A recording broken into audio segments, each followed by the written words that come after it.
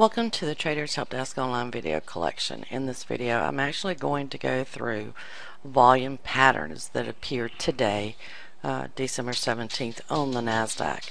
Now, this morning at about 7:45, I wrote about the Nasdaq, and specifically, I wrote that the 1440-minute charts at the ATR, and has been so since the first week of December.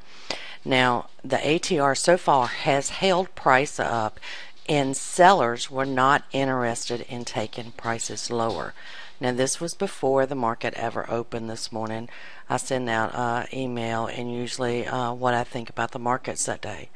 So this is the 1440-minute chart, and you can see that it actually pulled back to the ATR around December 5th, and it has been playing around this ATR in the high of 2693.25. Now, if you measure the volume from this low to the last low, which is previous to today, you see there is a strong volume divergence. So this is telling me that sellers are not interested in taking the price lower. So if you just draw a line here, you'll see there is a large divergence there. Then if you had looked at the 720-minute chart, you will see that it also had volume divergence. In other words, as price was making lower lows, volume was actually making lower lows in the number of people that were interested in shorting the market. Then when you came over and you looked at the 180-minute chart, you can see that we had a Wyckoff spring develop. In other words, we made an isolated low, price pulled back, made an isolated high, price then came back and went lower than the previous low. It did so on diverging volume. So if you're looking at that volume, it's smaller on the second low than it was on the first.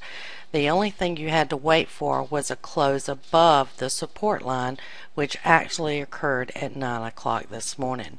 This actually set the tone for the rest of the day.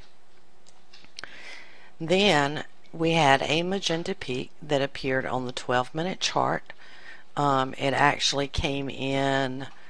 There was one that came in at 9 o'clock this morning and another one that came in at 10:12 this morning.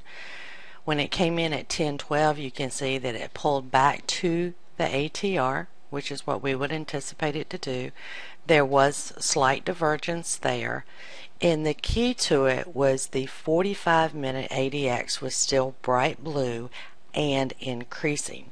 So that told me that price would go back to 2641.75, as that was the previous high. This is what we call the free money trade.